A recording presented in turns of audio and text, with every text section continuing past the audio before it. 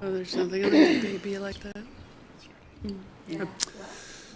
Good afternoon, everyone. This is our Tuesday, January 9th, Board of County Commissioners work session, and we're going to begin with a presentation on the Healthy Community Fund. Thank you very much, George. Welcome. Thank you. Happy afternoon. I'm Mitzi Lettingham, Strategic Partnerships Manager in Human Services. And with me is Nan Sundin, our Director, as well as Karen Koneman, the Public Health Director for the county. Today we just thought we'd come and share with you a proposed timeline of activities that we're thinking of as staff in preparation to develop the ballot question this year for the Healthy Community Fund, which is up for renewal in November. So the Healthy Community Fund is a dedicated property tax. It does have the mission of helping our Pickens County citizens and workers to be independent, healthy, and safe. It's been a fund that we have had since 2002, was voted in, and it has been re-voted on twice, renewal twice, with a period of 6 years between. The voters actually voted on that time period for renewal of the fund. So in 2011, we went for renewal, which was 1 year prior to the actual sunset date. It was supposed to be 2012, but we moved it up a year. And beginning in January of 2013 then, the fund generated property tax revenue of $1,944,000. Each year, it's increased by growth and inflation. And in 2018, the fund actually now was approved at $2,522,797 to disperse to new and current grantees in the fund. And as mentioned, it is due to sunset this year in November, if not renewed by the Pickens County voters. I just wanted to mention quickly that we took advantage of our outreach and enrollment, engagement, awareness planning in the division. We're doing more now to really get out to the public what it is that our programs are all about in human services. And in December, we chose to create more awareness or engagement, understanding, if you will, of the Healthy Community Fund. And we generated this ad. This ran for 4 weeks. In the Aspen Times, which just was a way of letting folks know about the fund. And then we also created a banner which was shown over Main Street for 2 weeks in December. It was there over Christmas week and I think just came down. In addition, we were using... Leave that up. Oh, could you leave that up? Yeah, while we're talking. Okay, why not? We used the wonderful service of Grassroots, and I conducted 3 agency interviews in December. We chose 3 of our key partners in the fund: Home Care and Hospice of the Valley, Marky Butler, Response, and English in Action. And we had a half-an-hour County Connections spot on Grassroots that's been running. So, yeah, that's pretty much going to be our formal awareness building of Healthy Community Fund from now on. Meanwhile, we will work on other activities to gain good information about the fund that we can use to build the ballot question. As mentioned, so the fund has been managed within Human Services since 2002, and the county's philosophy has always been that nonprofits can do more than government often to care for the community. It can be less costly, and we just feel that our 6970 nonprofit partners are very key to our business, and so it's wonderful to support them with this funding. Generally, nonprofit organizations dedicated to working together to strengthen quality of life in Pickens are eligible to apply for funding. And our funding cycle is yearly. Folks put in an application the first week of August, and we have a board-appointed Citizen Grant Review Committee, or CGRC, who meets and, as you know, diligently reads through all of the applications and reports. And they come together in mid-September and recommend funding to you all. In 2003, just a point of reference, there were only 29 agencies in the fund in 2003. And in 2011, 61, and now 70. And 41 of them do have 3-year partnerships. We do allow folks to come in and receive annual funding, or they can apply and be approved for multi-year, 3-year funding. So what we have here is just a work plan schedule that we wanted to share with you. The first quarter, we really want to do a bit of a budget analysis and really understand from the grantees how they utilize and appreciate the Healthy Community Fund as part of their entire budgets. We're doing board interviews between Karen, Nan, and myself. We're going out to some of our key health and human service partners first. We'll probably do about 13 to 16 board interviews over the next quarter. We are thinking that for you all, it would be great as you conduct joint meetings out there in the world that you would also have HCF on the agenda, talk about that with other jurisdictions. We're going to be doing some data collection, some outcomes data, and facilitate some meetings with our grantees. April through June, we are going to bring back Fredericks from North Carolina to do a community phone survey, as we've done the last 2 times. And that's a great source of information from the broader community. So we're working on a contract with them. Their recommendation was we do that survey before the end of ski season. Might have more people in town. I think the last time we did it in June. Yeah. I don't know if that's so, but yeah. Yeah, my thought is we really need to see how the federal budget is shaking out and what the pass-through dollars are for things like senior services and so on. And we very well won't know that by the end of ski season. I mean, we may, but Interesting, yeah. We may not ever know that. Yeah, okay, well, So we could delay that as well and do it. The problem with June was, remember, for Fredericks is that they determine a certain number of completion of calls that they have to have, and they had trouble last time getting enough. Right. They did finally do it. I think it was 300 calls. Is that right?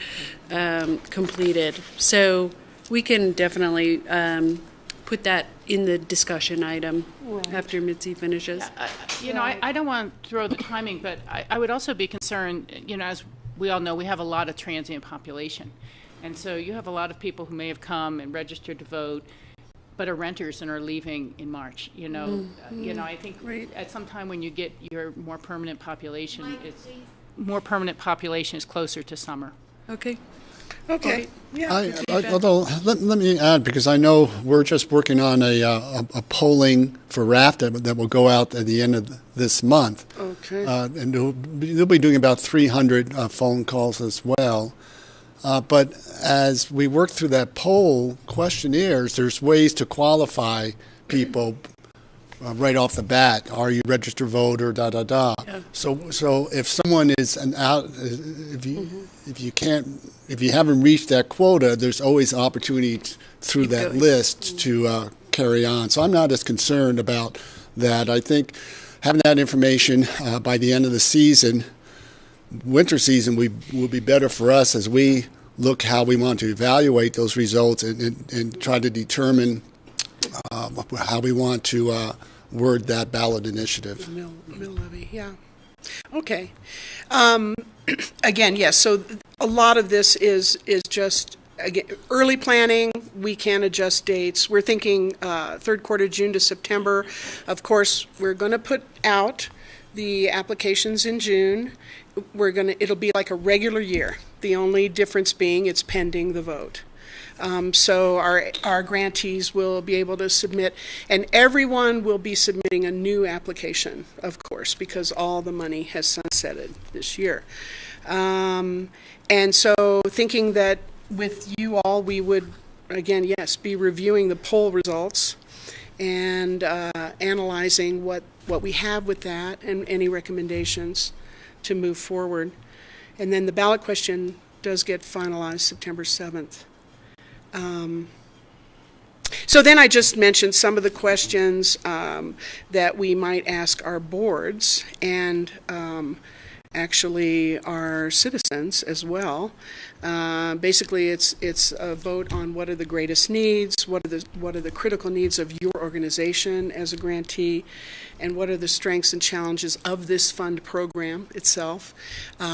If the fund, this isn't on here, but another question would be, if the fund were not to be renewed, how will that affect you? What difference will that make? Yeah, but one thing I would add or consider adding is asking those board members how they utilize those grant dollars and how if they have leveraged those dollars as they're pursuing other grants. Yeah, that's important, George. Yes, absolutely. Thank you. Yeah. The leverage, because often what we hear, ongoing through the years is that the agencies really value it because it shows that local support. When they go after the national, the state and national other foundations, it really looks really great that the city of Aspen and Pickens County has really given support. And I think that's a big selling point for the fund itself. Yeah. Yeah, I like the approach and really involving and discussing that with the organizations. I do think that when you look at the results, you're going to need to make sure you're weighting them in some way, just because we might have 10 providers already working on mental health, and so mental health will be the top of the, so if we only have one person working or one nonprofit in one area, it might be only one voice for that issue. So I think we just need to qualify the data once we get it. Yeah, and we will. We're starting with human services, but we also need to talk to our community nonprofit partners and some environmental partners. When we did this last time in 2011, and mainly what we found is they don't know much about the Healthy Community Fund. That the directors know a lot about it. It's a part of their annual budgeting, but the board members are less informed, so it's a great opportunity to educate and learn from them about what their priorities are and answer questions. So it's less of a scientific focus group, but then it is more about getting the word out. Pretty qualitative, definitely. And we're all gonna have, just as a handout, a list of the current grantees with our mission, and just as a starting point to the discussion, because as Nan said, I think a lot of the board members aren't very aware of this funding source necessarily, and I think it'd be interesting to see who does receive funding from the fund. Patty? Or Rachel, you want to finish, Rachel? Well, it was just another thought, and thank you, Patty. I don't know if it's worth it or not. I don't want to create extra work, but you guys could just consider this. But, if you approached a group and we're talking with them and being able to tell them this is how much your organization received over this current life of this last renewal. 6 years. Not this last, That's a great idea. Big I don't want number. to create too much extra work, but it might make a real difference that way. Really good idea. Love it. Not Thank just you. annual, but the last 5 years. Yeah, this is what we've been able to do since you helped with the renewal before. That will be easy for us to do. Sure. Patty? Yeah, I was going to tag on to the issue of the boards. We really need to, when you're speaking with them and learning from them, we need to really gather their support to help us go out to the community, because they would be critical. I think, my board, I sit on a board for X organization and we have benefited, and for them to go out and speak to any other organizations they may be involved in, because a lot of them may be on other boards or just friends and family or whatever in the community. I think that'd be huge. But on a process, and John Peacock, you might, so that we've ratified the ballot language in September, but we have to do a letter to the county clerk's office, right, with intent in June? In June. And then when do we have to step back from actual hands-on support because we have a ballot question on the ballot? I think it'd be good to consult John Ely, but my belief is once ballot language has been So certified. not until September. Yeah, but we should have Yeah, that because conversation that's with John. critical, is when we can actively be part of a support system we just need to get the technical advice on that so we don't mess anything up along the way.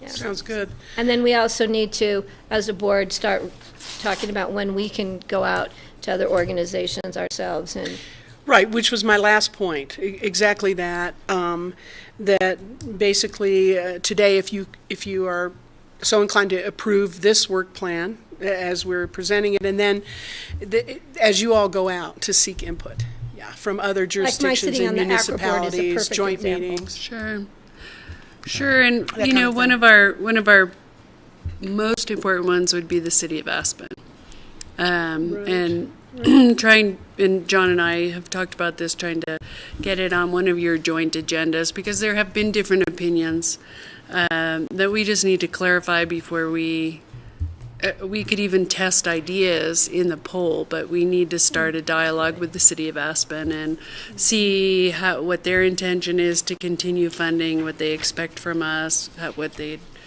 what would be helpful. Okay. Steve? That's a good idea. Just so I'm clear in my mind, the applications that we'll be taking this year for 2019 funding. Correct. Is that authorized on the current legislation, or if that hinges on having this reauthorized in November? It hinges. Okay. But we still need to be ready to go. It hinges. Yeah, we need to go through the process, and if for some reason it wasn't reauthorized, then it would be wasted effort. It's moot. But I actually think psychologically it's a great thing for the agencies, because as they're writing it, they're thinking about the importance, and they're perhaps going to be engaged in the community campaign. Yeah, I think absolutely. it's a good thing. Yeah, I think so as well. As you're talking to the different boards, are you starting to identify possible people to work on the campaign? Yeah. Always. Yeah, For the that's last a great. 3 That's years. a secondary gain for Steve Wicks. sure. Absolutely. That's something, that we can deal with in the summer, and that we'll want your ideas about. What was the campaign called? Was it Helping from the Heart? Helping from the Heart. Helping from And, the heart. Yeah. We'll keep the same name. Certainly. Sue Smedstead and Kurt were Kurt were the co-chairs last from year. the bank? Last time? I'm trying to think. He passed away. Presidents. Yeah. Who? Kurt Kurt President. But he Oh, does, Kurt but President. We won't be able to reach him, No, you won't be able to reach him this. We also we're kind of coaching Steve Wicks. Yeah. Well, we Secret, double numerous secret times, on the telephone. numerous times, and he's still shaking this way. So We can get him to. Yeah. One thing I don't know if it's even possible, but it would be really great if we could be 1A, question 1A. We've been for 3 years, three times. Yeah. So those are things we'll be watching. And you can reuse the buttons. And then we can reuse the buttons and the T-shirts and the stuff. 1A again. But what do you guys think about this plan? And in particular, what do you think about the timing of the polling? Because if it's in March, we gotta get going, and if it's in June, we have some time to use these focus groups and come back to you and help you craft some questions based on feedback. I think there's pluses and minuses in both ways, but I think the sooner we get information and begin, because we're gonna have a lot of discussion on how long we're going to extend for, the amount we're going to extend for. Yeah. Those were the key points the last time, and I think those will be the key points again this time. And I'm not that concerned about trying to come up with the questions. You have a pretty good format, and you could always pass that by us again. I think it's more important to be able to utilize those results with focus groups as you move into spring and early summer. Yeah. Okay. okay. Rachel? I have to tell you, I have a different opinion, but I'll go with the majority wherever it's going to go. I'm just concerned about the information getting dated too quickly. If the election's in November, we could see such change in circumstances in that time frame. But we did okay with the Healthy Rivers and Stream Fund, but you may remember that the economy was tanking like no tomorrow during that time frame. And so that's why I just think more later is better for me, because the information is more current with people's attitudes. I'm just, again, not sure when information we're ever going to get out of Washington. I know. So It's a matter of 60-day it's hard for me to difference keep gearing my life on what's happening there. So Other thoughts, Steve or Greg? If we do the focus groups with boards and you all are meeting with peers and we're doing some fiscal analysis, that could get us to March, at which point we could come back and start to craft that poll with information that we've gathered in other ways. If I'm not, I get trying to move forward, but I also think in terms of our own capacity, we're not really going to get through the board meetings till like mid-March or end of March. And so I just want to make sure we're informed and that we keep the momentum and we manage our capacity. George, real quick. The next ACRA meeting is the end of this month. And they always go around the room and members get to share what's going on in your, maybe we can get, and I can focus on that to get that started, because I don't think I'll be at the February meeting. It's at the last Tuesday of every month. So the sooner I can open that door with the chamber, and then we can always see if we can get somebody on the chamber agenda to actually come in and speak about the fund, because we always have a guest speaker, and I think that would be a perfect opportunity. John Kinney's spoken a couple times, I think, for the airport. So, Great. Were you leaning toward then conducting the poll in, say, late June instead of if we go through this process? You have a great opportunity, because Mitzi dealt with Fredericks, and she's for March, and I'm for later. Well, here's the thing. Keith Fredericks, he was the only thing he said to me after he said we would be so honored and happy to do the poll again is, I want to recommend that we go earlier than June. He just had this sense from 5 years ago. And it did have to do with population. But I agree with you, too, that you can qualify, those folks on the phone pretty fast. So anyway, that was just his opinion. He left it up to us. He said, talk about it. I'm just throwing that out. Maybe we split the difference between March and June. it'd have to go at the end of June, because people don't really come back till after Food and Wine or for Food and Wine. Yeah, and who knows this year? June, early July. I would say I trust you to figure that one out. I don't think I need to insert myself in that. Just remember who's voting are people who are full-time residents here, and not people who are part-time. Right. So Full-time. whether or not they come back is really about a different population, potentially. And we're only looking at 300 phone calls. It's not like we're Right. looking at thousands. Right. Well, You make thousands to get 300. Yeah, you So have to. typically what you do with these is you try and get what's called a stratified random sample, and it needs to be statistically significant. So they're looking for 300 respondents that fall within certain demographic parameters. So they may be making those thousands of calls to get that stratified random sample. Steve? On our home phone, when we get a phone call that's an unknown number to us, we generally don't pick it up. And I think it's important, if they are calling, like cold calling numbers, they need to leave a message or somehow a way that the person, So we need because to we would promote pick it the up poll. to answer that survey.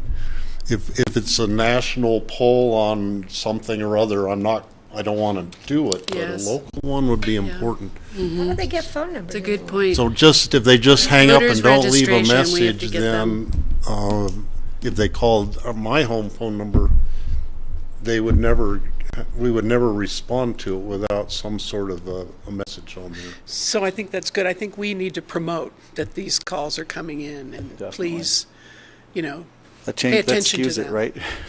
They're not crank. They're really important.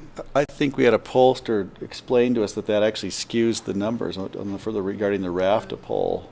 When you do Pollster said that, if you announce it's happening in advance, or if you do anything like that, you actually skew your results. Oh, So well, there it's a you- question to ask your pollster. that's good. I'm I didn't sure get they past Steve know. and me, because I'm the same way. Lately there's been a really insidious robocall coming with a free vacation or something, and it comes from numbers in the locale. You can't identify where it's coming from. Yeah, I that's just got one from Meeker today. Right. those are yeah. insidious. They're Delta really Meeker. good. So I'm hearing Okay, so- one for June, one or two for March. One thing a we couple, could do leave it is to go you. back to I'll Fredericks. leave it to them, too. Well, We leave it could to go George. back to our pollster. Yeah. Yeah, Yeah. And share with him the different ideas, and then see if he comes back back with a super strong recommendation. I'm thinking about Eagle County and their marijuana tax, and I believe they pulled a full year in advance. Wow. They did polling a long time before they set the question, I'm pretty sure. And as I say, RAFTA is polling the end of this month For a possible ballot initiative. this fall. Yes. Yeah. Okay. Okay. So that's what we'll do. We'll go back to them Right. and then we'll. Any other comments or questions? So Yep. I never weighed in on the timing of the poll, but the timing of your general work plan here, I think, is good in doing the economic analysis kind of thing in the meantime. And whether the poll is closer to June or in April, we have to keep in mind how many people will be out of town during the off season also. So that would be a consideration.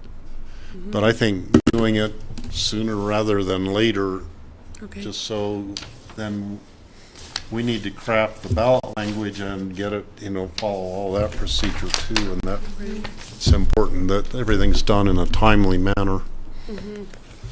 Craig? I just wanted to add, I love the idea of the outreach to the boards, the various groups who may not really know much about the fund.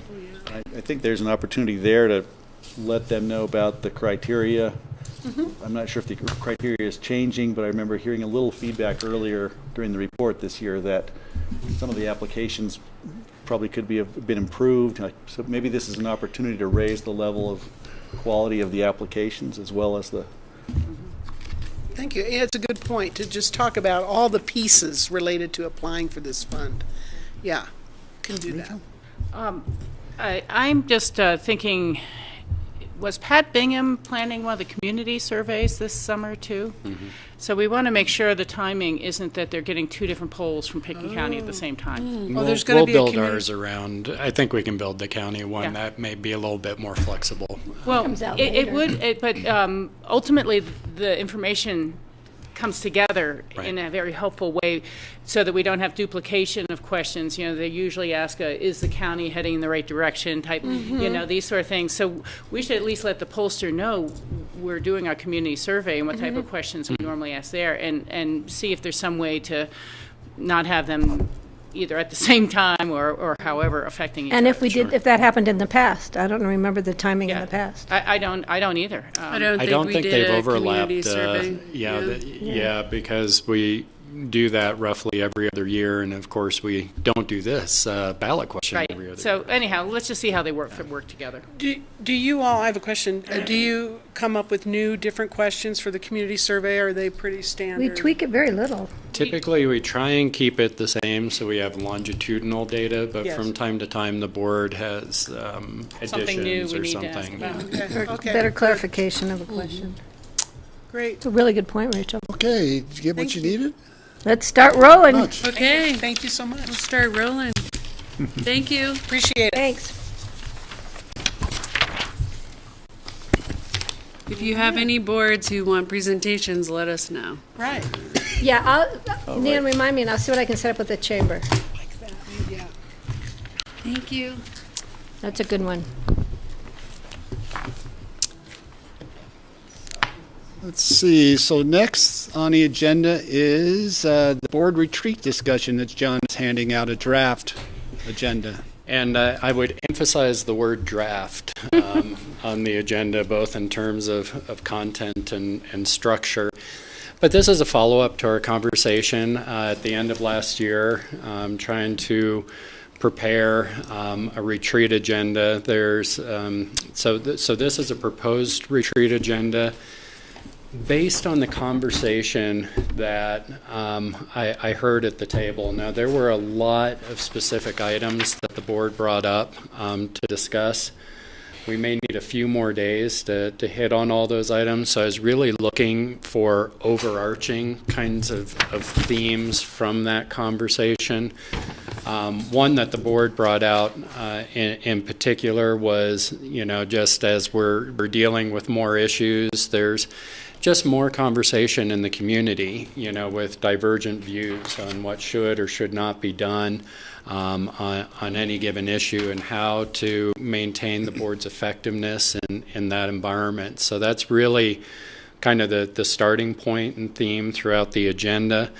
It's structured a little bit differently than what we've done in the past, and with some similarities, but really starting off day one, of course, continental breakfast. We tend to just do a welcome review of the agenda, make sure we're all clear on what we're going to be doing with our time together over the 2 days.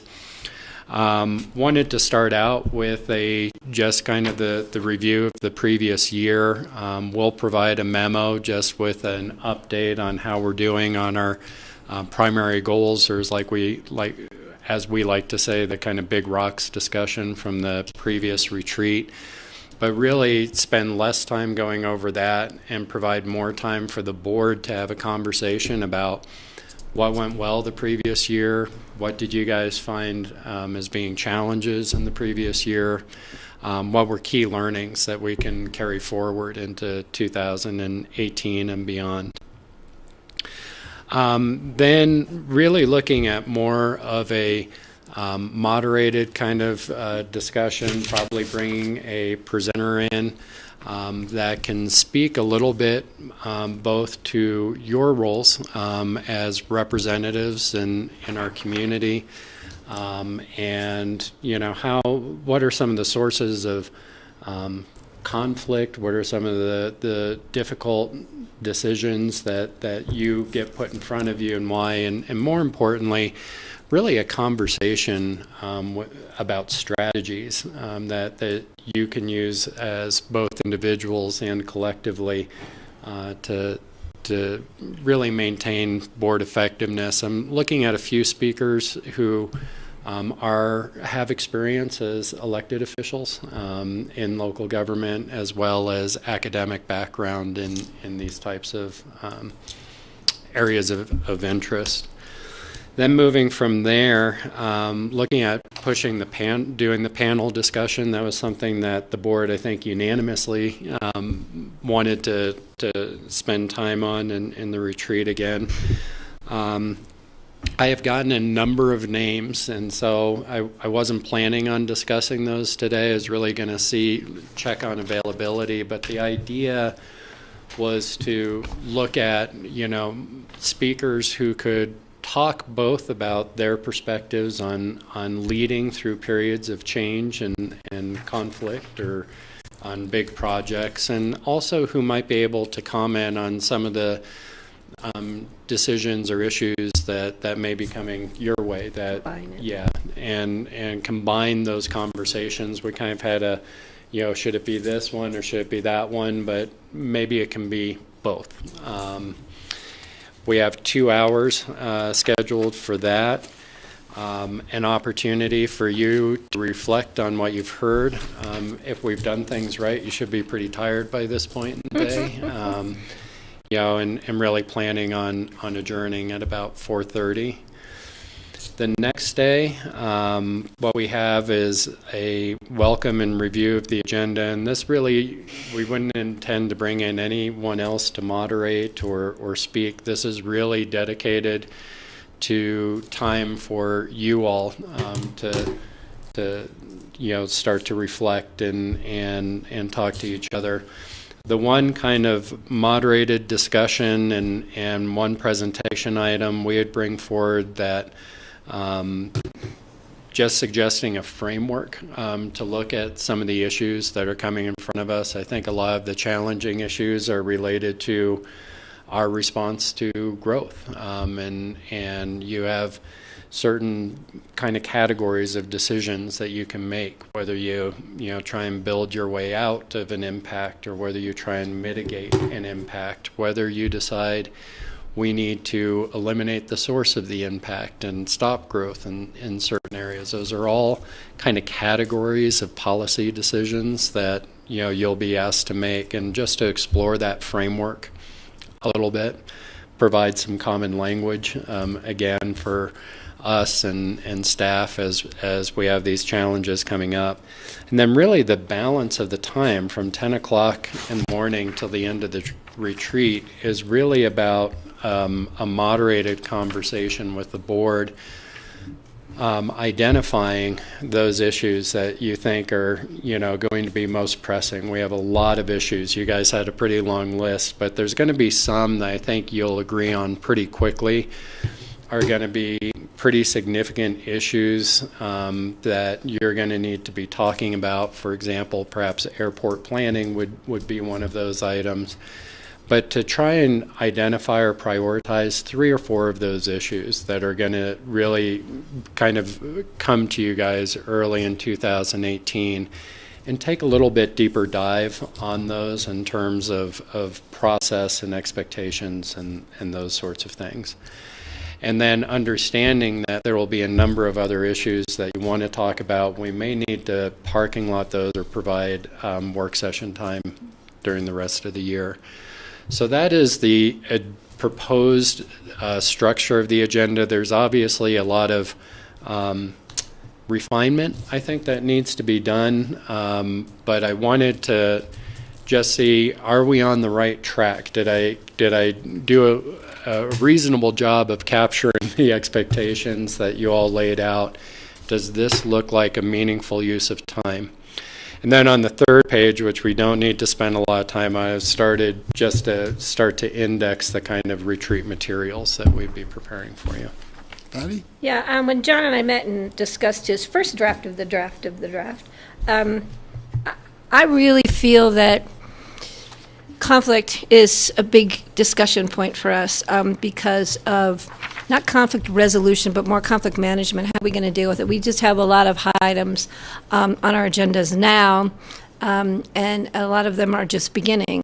And I think for us as individuals and as a member of a 5-member board, it would be good for us to start the year having some idea as to how we feel about it, how we might deal with it, how we want to deal with it, how we want to deal with bringing the public into these discussions. And George and I actually didn't get a chance to sit down and talk about any of the specifics, but that's kind of where I wanted to see, a good deal of the time spent. But the issues that are coming up, the airport, the trails, and we do have some specific issues that I think on the second day we can refine as to the points of discussion, how we want to discuss them, and even some of them we may be able to get further on that second day. This is a new draft for me too, so like John said, it's just kind of evolving. Okay. Other thoughts, comments, Rachel? Yeah, in general, I think it makes a lot of sense, and it seems very focused. And so the one thing I'm just kind of wondering is you get to the second day, and where we're looking forward to 2018, it's really basically 10 o'clock to 2:45, including lunch. So that's really only about 4 hours to me to be getting into the meat of these very things. And I don't know that we need more, but what I'm thinking is perhaps on that first day where we have the looking back since the last retreat, give that a little more time and go ahead and list the big issues that we're going to be, get that list up there so that they're in the back of our minds as we go through the panel discussions and everything else. So I'd rather get those topics out, even if we haven't narrowed them down to the 3 or 4 we'll do a deeper dive in. I think you're right because we do have some specific topics I think we all have sitting at the front of our brains. Doesn't mean we might not spin off some other ones, but yeah, that way we get them out. And then we can figure out how we want to address them and how soon and when and prioritize. That's all. That's a good idea. So day one, finding some early manipulating time the agenda. So we can start to get those issues out. Because also, even for our speakers, if they can come and see on the wall that, these are things we're going to be handling in 2018, it may help them a little with how they direct their comments and so on. Yeah, and so what we might do, because I think that's a good idea, maybe we can even work that into that 10 to 1:45 kind of session, because I think that would be germane to that discussion also. So let you play with that I'll let you play with it. Yep. Just didn't want to wait till the afternoon of the last day. Well, and just so Rachel's aware, it's the person that you recommended to John when John and I were talking that made me think about members of the community that have been dealing with community level conflict, hot issues, and it would be interesting to see how they approached them and learn from them and in very different levels of our community. And so that's why and that kind of spurred my thinking, Rach, because that was a great suggestion. I don't know if we'll be able to get her, but it would be great. We'll see. Okay. Yeah. Steve or Greg? We had such a great retreat last year, and I think this looks similar to it to me, and I think it avoids some of the pitfalls we had in other earlier retreats that didn't work so well. So, but I do like the idea of getting our big rock list earlier on. I have to sleep on things to digest it a little better, and if we can have those in the back of our mind for more of the 2-day period, that would be good. I guess I agree with Steve and the others on that. It does seem pretty heavy on conflict. It's a conflict retreat, is what it looks like to me from here. With most of the time is really going to be spent talking on how to deal with conflict. I'm sure that's useful, but yeah, I do want to make sure we hit the big rocks and the big ideas, because that's I look for a retreat for inspiration as well as problem solving. So I hope to be inspired that we can all get there as well as build our toolkit. There was one other thing too, was, and I don't know if John's had any luck, or if we could fit it in at some point, is just to have an introduction from the new president of the institute. I'm in touch, and we're working on that. Just so if he could be. run over, if he's available, just to run over, because I don't know if any of us have actually met him. I have not. I don't know. It's unlikely he'll be in town. But we never know. Right. Yeah. So Yeah. that would at least open that So invitation. it sounds like in general, everyone is in agreement that this is a format to pursue, and then you'll just try to line up some speakers that would sort of fit the bill. Yep. And if anybody I can will. think of anybody else. And I've got a pretty healthy list of names, but of course on short notice, a healthier list is always better, a longer Right. list than a shorter list. So if you think of anyone else, feel free to shoot me an email, and we'll make another revision here, and I'll start putting the panel together. Looks Great. good. Good. Thanks. Thanks, All right. John. Great, thanks. So let's see, review of future agenda. Yeah, so the probably the biggest item on the future agenda calendar is we have a celestial appeal hearing that has been requested to be scheduled by the board. My recommendation is that we look at scheduling a special meeting for this purpose, because I suspect this will probably be I've had briefer experiences than some of you around the table, but I did not see a meeting that went under 4 hours, I think, on these appeal hearings. And it sounds like there's maybe at least 2 or 3 parties and their teams that will want to make presentations. And so I also think it's important that we have a full board for that. I was hoping we could schedule it when I was out of town. And Greg could take I was on the going to hot preempt seat. that discussion, Patty. And it's really looking like, to give enough notice to the teams, as well as accommodate things like your retreat schedule and then those travel schedules, that probably sometime in that first week of March or such is going to be the earliest that we could schedule it. I was looking at... Rachel's got it. Yeah, I'll be gone in NACO first week of March. Oh, you will? I've given you my March I travel know. dates. I'm really gone a lot in March. Yeah. But we can start to look for something else. Well, and like I said, I was looking at either doing it on a Wednesday, either one of our off Wednesdays, or a Thursday for a special meting. So many of us have other meetings on Yeah. Thursdays, but I think we can always see what we can do. And Greg, I don't know if I was here at the beginning of Celestial and that whole issue, not in the last phase. Yeah, but this is just an appeal, remember? We're not going to revisit Sounds like we're going to have But it's an appeal of a specific. In talking to ComDev after they did the Board of Appeals meeting, they're thinking it'll be a 3 or 4 hour block at least for an appeal, but not going back in terms of revisiting the original decisions. Yeah. But I'm just saying that maybe for Greg and I to be brought up to speed before then, just to what we're appealing and how that came to be. Right. Yeah. Because I wasn't part of that, neither was Greg. Yeah. So Right. if that's allowed, At we'll this A have lot to- of reading, it's about this I was going to say, at this point, none of us were part of the appeal. So, but I think that's a great idea for some yeah, background. so Greg and I have the I'm sure they'll background give of us that. We'll talk to John Ely and see if that's. Thank you for that. I can look at you, Greg and Art. Let me, because I don't have no idea what the noticing issues are, John, but what about like February the 21st is a Wednesday? I'm gone. You're we gone. won't have a full board, and that's Okay. why it got pushed out to March, really, It because may we have to have get the pushed out 6th, to April. 7th. I'm gone for NACO, and then, as I've told you, I'm taking a longer trip away at the end Yeah. of the month. So I'm here for basically the week of the 11th.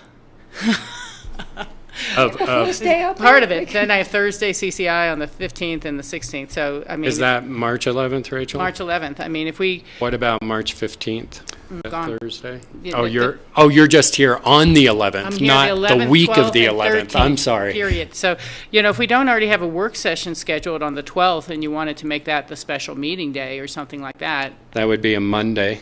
Okay, I'm sorry. I keep reading my calendar. But that would be appropriate. I mean, a special Or meeting we Tuesday could the schedule. 13th, if we don't have backed up work session items, Tuesday the 13th. At this point, we probably don't. We could take the morning and schedule that for a special meeting. If that works. Yeah, I think I would wait because you'll need to notify them. So I'll leave it to Patty, but I would not suggest having this on a regular work session day. Even though we're late right now, we'll be getting busier as the months move on. What about Monday the 12th? Will everyone be in? Tough one. I need to look at Yeah, my I could do it schedule. Monday the 12th. We'll talk about it. I have my March. schedule ahead of me, in front of me. Okay. But I don't know what the emergency of this issue is, so. Well, they probably would like to settle it for the summer construction season. I think it relates to. That's correct. We're holding a building permit. We've basically, it's not suspended, but We've been holding it for a while, haven't we? since the appeals. And so in order to have a conclusion for Yeah. them on their building permit, they needed this. I guess the other dates would be perhaps the first week in April, because the April 4th is a Wednesday. That's not a regular board meeting date. Yeah, that would also work for me. That works for me better than them. I was hoping April Fool's Day, but. Wednesday, April 4th, is that tentatively, does that seem to work Did for we look at people? that, John? Or Monday the 12th of March. Yeah, like I said, I think you'll hear from at least one of the parties, but it's really up to you guys. So now, is it technically before us, so we can, if anybody contacts us, we need to have a heads up? Yeah, I would not be talking to anyone about that appeal. Just for Okay. clarification. So April 4th, Everybody- do we want to explore March 12th if Patty is available? I'll see, but I think the 4th makes better sense on a Wednesday, but. I'm just saying I'm available, whatever you guys, because you have to talk Okay. to all the parties and the noticing and everything like Yeah. that. So Okay, whatever well, works. I just wanted to have a couple dates out there just in case, so why don't Start we with say? those two, and let's work on Okay. the April 1st. If that is April the 4th first, if that doesn't work, we'll go to Okay, March. sounds good. That make sense? Yep, Okay. thank you. And hold on, I've got one more thing, it's just in a different portion of my, I noticed a lot of do not moves, threatening red bold print. I do have one quick question. So the other thing that is here is the Real America group. They're the group building the affordable housing project next to 123 Emma Road. Has invited the board for a private tour of the project if you're interested in seeing it. They've given us 4 dates. Ironically, one of them is Monday, March 12th. But they have Monday, February 12th, Tuesday, February 13th, Friday, March 9th, early morning or late afternoon, and Monday, March 12th. Wanted to see if any of the board members were interested in doing a tour and if there was a date that seemed to work. I'd be interested the Friday, whatever that Friday is. Works Friday, best for March me. 9th. Yeah, I'm gone by then. I was kind of thinking that Monday, the February 12th might be decent. I'm busy that You're day. gone I'm leaving that week. Okay. I'm gotcha. gone February 12th. Okay. What was the other dates? We had March 9th and March 12th. 12th you're gone, but March 9th you're... March 9th's good. And March 9th is not good I'll for you. be at CCI Okay. the 9th, but the 11th, if it, the 12th, if it works, would work that Monday, the 12th, but, don't schedule around me. I understand. Okay. There's February 12th and 13th too. You'll be gone, Patty. Right. Okay. But So Monday, the 12th would are work. we looking at the 12th or the 9th? Yeah, and I'll check on March. Yeah, and 12th is my 12th, preferred date. but I'm not sure. Then I can make it, but otherwise, Okay. Is that of For the 12th of also. March? Yes, sir. The, March 9th or The 12th? you can make it on the 12th. Yeah, those look good. Good. Oh, let's I'll see. get back to you on Second. that. yeah, and that's going to be only Monday. if we don't have the special meeting then, or whatever. Yeah, understood. Well, So- we'll work that issue. I'll be on a phone meeting on the Monday afternoon on the 12th. Okay. Okay, so do it in the morning if possible. That's it for. But if we do it, we could do it earlier or later in the afternoon, that'd be all right. Anybody else have anything on future agendas? John, I had on my calendar something with public health for this coming Monday. It's a holiday. It's I know it's a holiday. So next Tuesday. So maybe it got rolled by a day, but next Tuesday we're having a public health meeting, and we're bringing back to you guys two items. One is the gray water regulations, and then the other is Board of Health. Yeah, I saw that, but there was something else that was going on, and I remember Patty noted Oh, is that it the equity piece? I have no idea. I just Sorry. Yeah. So there was an invitation that went out to the board, I think, for a workshop on in preparation for a public health retreat. Is I think it titled Deconstructing Equity. When that speaker was coming in from someplace? Yeah. Yeah. But that is on Thursday, George. So Okay. nothing on Monday. okay. So I don't know where that would Okay. have come from. Yeah, all right, that's fine. Should we have this noted on Thursday? You got Monday off, George. I have Monday off, great. I don't think we have. I don't know that anyone's attending that. Oh, okay. Actually, yeah. All right, so, Feedback wise, yeah. okay, anything else on future agendas? All right, let's see, we're here early, so we could take a short break before our presenter comes in at 2 o'clock. Or can we kick out some open discussion? You wanna do it? Lisa I've got had an quite a few extra thing open she wanted to discussion. bring up. What, Patty? Lisa was when Lisa comes in for the Healthiest Rivers and Stream, I think, did you talk to her, John? I just ran into her in the hallway down in the office. She had something else she might want to bring up at that same time, but I said I didn't know if we had time on the agenda today. I know what we do on open discussion. Well, we've got a few minutes. I've got a few items too. Yeah. Yeah, let's just All do right. open discussion. Okay. Start Break it. before the executive. So I'm going to apologize. We had a stapler meltdown. So I'm going to hand these out unstapled. Never heard that one. We have a way to deal with Oh, that. finally. You know, it's like a weekly thing. Go, yeah. That school It lasted- teacher? It made it to Tuesday. School teacher? I don't know, I've been doing that for a How'd while. you do that? You fold it over and then you rip it. Right, yeah. And it's as good as being stapled. George, Trying to decide I mean, if I wanted Steve to just do showed me how you do staples without staples. Oh, the dog ears. That's Yeah, right. we could save a lot of money in the county if we don't buy staples.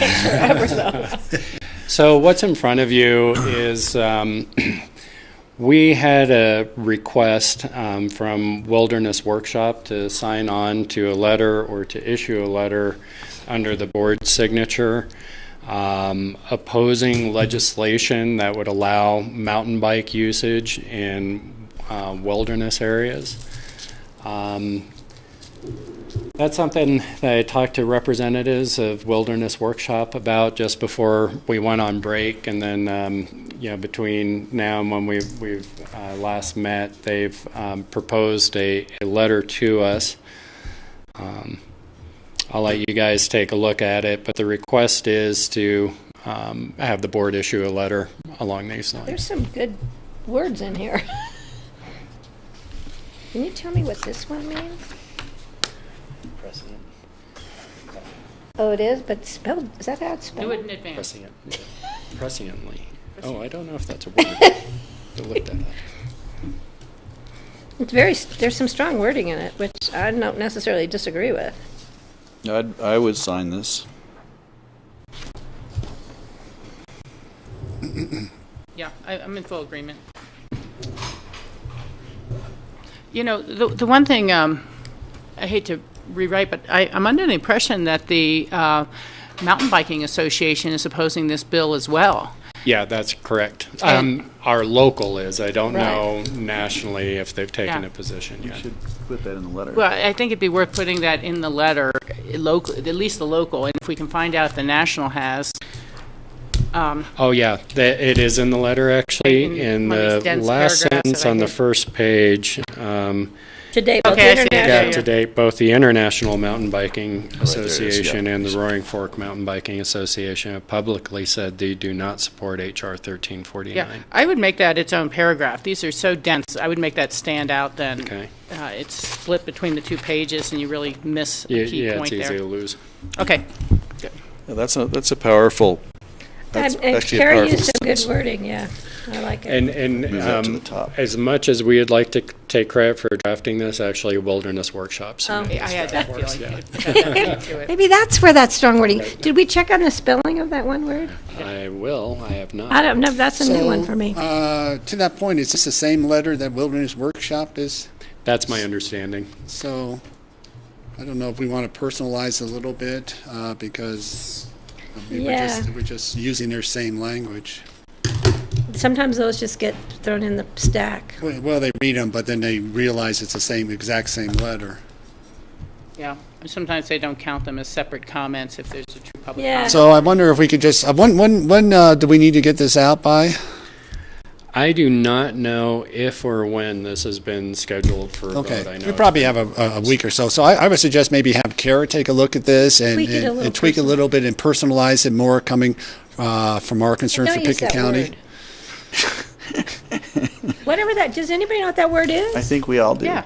The first Prescient. is it spelled It correctly? would also be great just to echo Is it spelled right? Greg's points always, shorter, better, so we can get this to one page. Right? Yeah. Sure. But I also think the fact that the mountain bike associations are in favor of this letter and a disagreement with that bill, I think That's is huge. so important. I would put that somewhere near the top. That's local. Well, it And says national. local and international. IMBA also. It's NIMBA. yeah. So I'm thinking if we could say, we're joining these organizations, just something near the top might make it, if we're trying to personalize it. Yeah.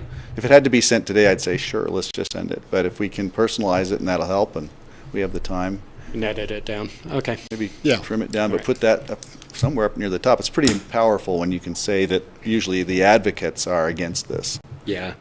That is correct spelling. I've never seen it spelled that way. All right, so That's good. New word of the day. Patty's new word of the day.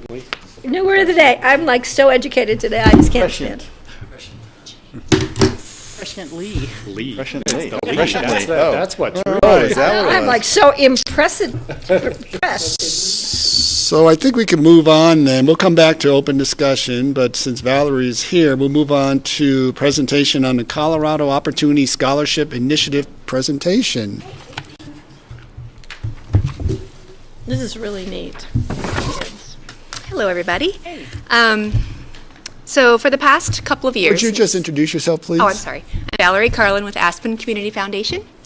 And for the past couple of years, we have partnered with you to disperse scholarship funds from the Colorado Opportunity Scholarship Initiative, which is a state-funded program through the Department of Higher Education that provides scholarships for low-income students in Colorado that would otherwise perhaps not be able to attend a post-secondary program.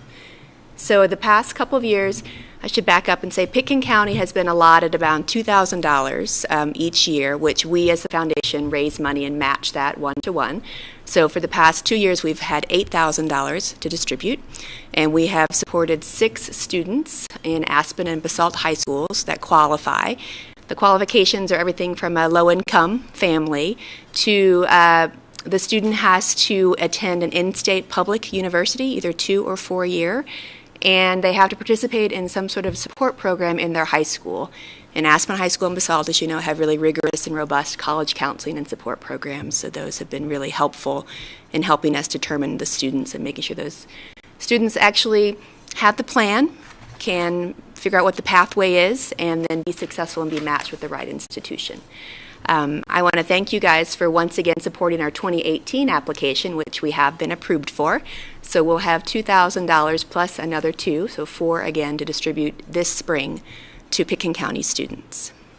So any questions you might have about that scholarship program, I'm happy to answer those for you. But I just think the diversity of looking at the universities that are listed, they're all different, which is interesting to see the diversity of the student population where they're going. Yes. Rather than them all going to CU Boulder, you know. Right.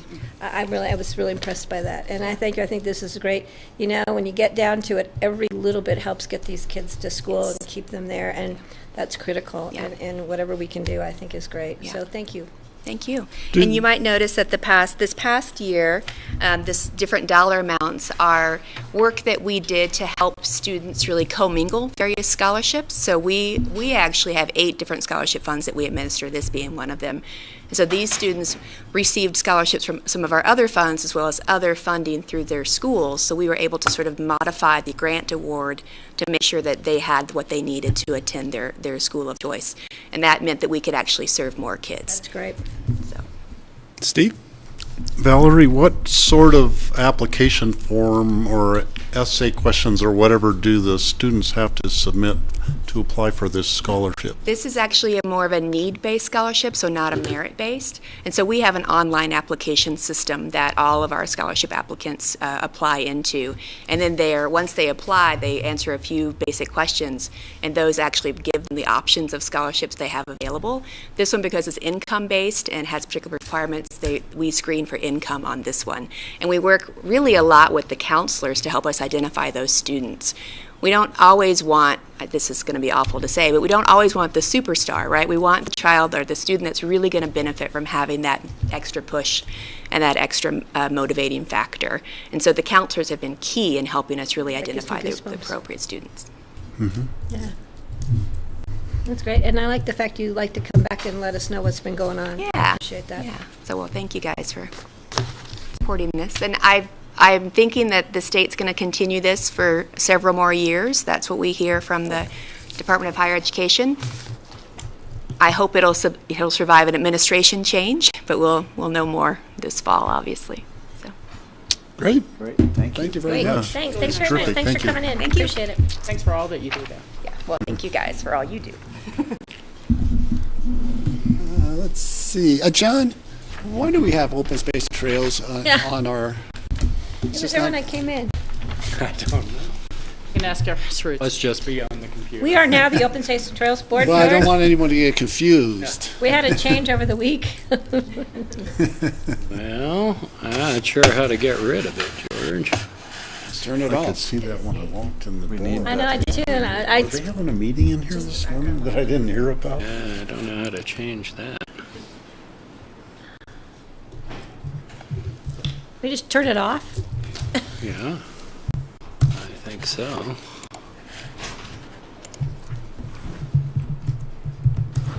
Uh-oh, it doesn't want to go anywhere. Yeah, We could put this up. Yeah. Put this Okay. up on the overhead. Maybe.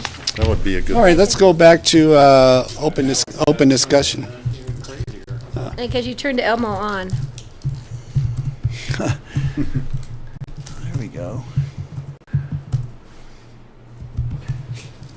We just want blank today.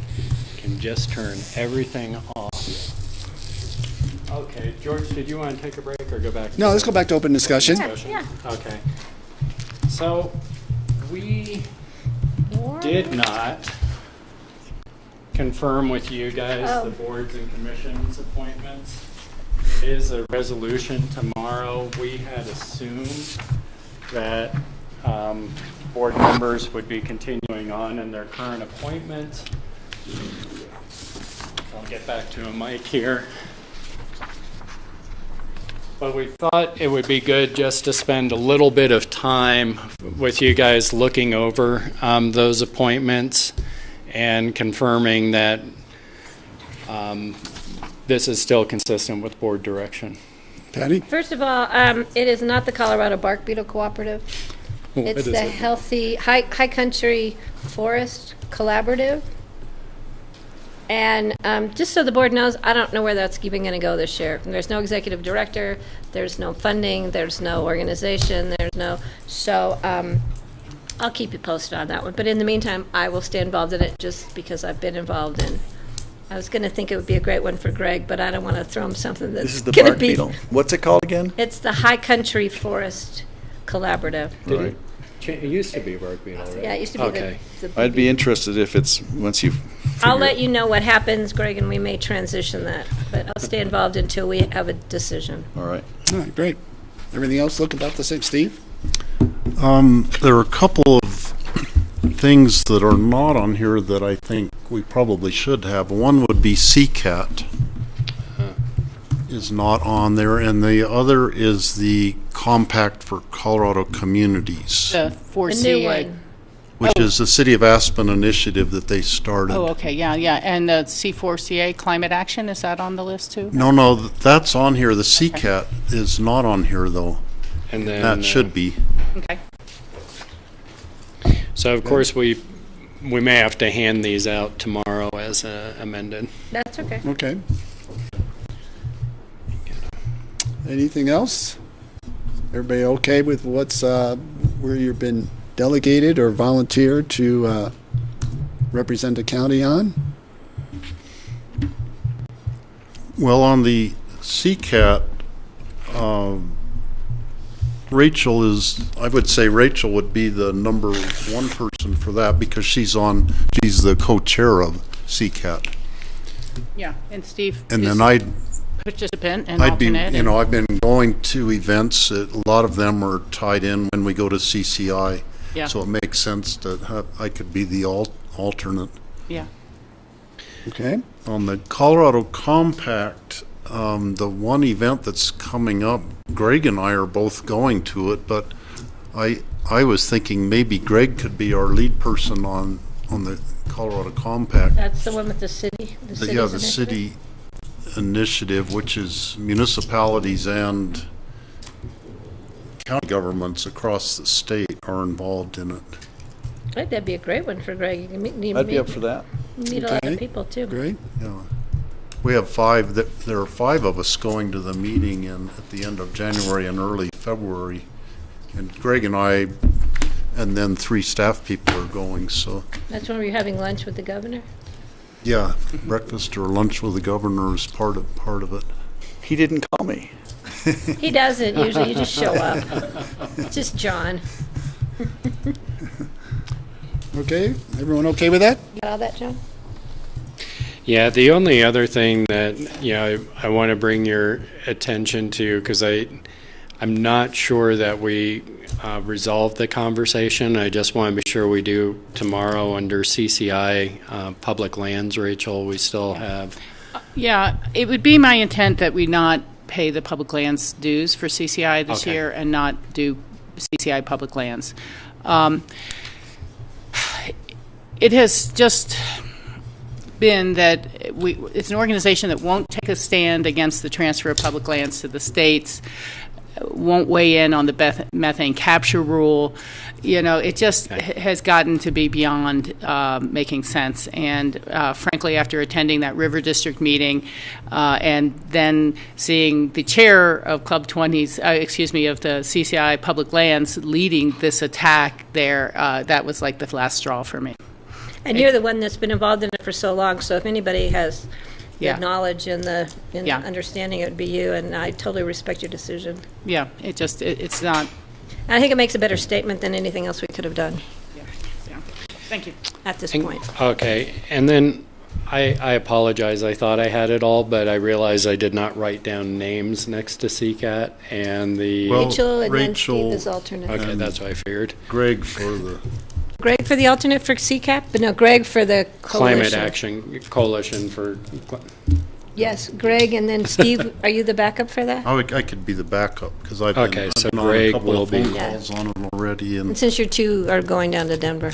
unless George wanted to, you were the signer for the county. Yeah, no, I'm plenty busy. Okay. Okay, so Kind of Greg an is- energy-related thing, which Greg and I and George have all Yeah. been involved in energy Right. type of things, so. Okay, so just to recount, we will change the Colorado Bark Beetle Co-op to the High Country Forest Collaborative. We'll remove public lands under CCI. We will add CCAT with Rachel as primary, Steve as alternate, and then the community. I could not get this one right, but Greg, you'll be doing that one. Colorado, Compact for Colorado Compact for Colorado Communities. Is that on this list and I'm not seeing it? It's It's not not on on the list, here we're yet. adding It's it. tomorrow. So we're adding CCAT, and we're Okay, adding thank the you. Compact for Colorado Communities. And Greg, you'll be the appointee for that with Steve as the. And Greg, do you want to be the alternate for the high country foresting in case it does maintain? Sure, if it comes back, and I'll be on Yeah, there. perfect. Thanks, Greg. All right, well, just since we were doing this, and it reminds me, Greg, I should put this on your calendar, that April 26th and 27th, QQ is going to be having a board retreat and talking about their bigger, longer future as people like me term out, and some of the staffing is leading Bringing up. him in. So, Building as well. so you need All- 26th and 27th. Okay, I'll put It's Thursday, Friday. There you go. it on my list. Okay. Then just a couple more. Yeah, no, we're Sorry. fine. I've We're got doing a lot fine. of- I've been building up my open discussion. over That's the- right. No, appreciate that, Jeff. We are Karen's going to be conducting internally a strategic planning session with her staff on public health, and there's going to be a presentation. But one of the things that they're looking for, they're bringing in a facilitator, and the facilitator would like to talk to one or two board members just to get your perspectives on public health. One is fine, two is better. But, I would love to talk to them. if I could get a couple volunteers from the board, that would be great. Do you know when they're going to call, or what's the? I mean, I'm glad to volunteer as long as they get hold of me. And it's coming up pretty quick. So, and they're looking at Tuesday, 1/16. So next Tuesday. We have a meeting all day. Yeah, 3:30, 4:30. That's probably not going to work. And then Wednesday from 11:30 to 12:30. And I that's the can, 7th. Wednesday the 17th, I can do that. I'm in town. I And where will, it's at 11:30 where? It'll be a phone call. We'll set up the Oh, okay. a phone call for you. Okay. The 17th? So I'm seeing 3 though, and I'm not gonna, I'm gonna be traveling on Wednesday, okay. so if I can check Back in to from 2. the airport, you're back to 2, so. Yeah, I would like to talk to them, please. okay. All right. And then the last thing, just a quick update. We did have one of the translators at Upper Red Mountain go down, and it's one of those sites that we have not figured out the rebuild on. We're looking at either Upper Red or Lower Red in the future. You know, that's on our work plan. But it has left us without the public radio classical station 101.5. The APR is live, but the classical music station is not. It's mostly affecting Snowmass. So we do have it on our plans to fix as we replace that tower site, but it probably will be out for So if we get any Until this calls, summer. that's the Yeah. situation. Okay. How come only one radio station is affected if the tower is out? They have their I believe they have their individual equipment that translates that, and as you know, a lot of those sites have aged quite a bit. This was one of our older translators that failed. We're a little hesitant to try and snowcat new equipment up there until we can replace the building and some of the infrastructure like we have on rebuild of our other sites. Okay. Did anyone go up and assess just what went out so we know that they pulled the equipment down. Toolkit. Yep, we sent staff up in a snowcat and they assessed it, and it's a very old piece of equipment. It's not easy to replace. Okay. Yeah. That's it for open discussion. Okay. Anybody else have anything for open discussion? I don't. I do, but if you have something. I think I'm good. Okay. I just want to update the board that I went down to Denver last week for 2 different meetings, one Wednesday and one on Friday. One was the interim Senate House Health Committee, and the second was the Insurance Commission. And the primary point of discussion was the potential of a reinsurance program in Colorado. And 3 other states are already doing this. And I'll try to explain as briefly as I can.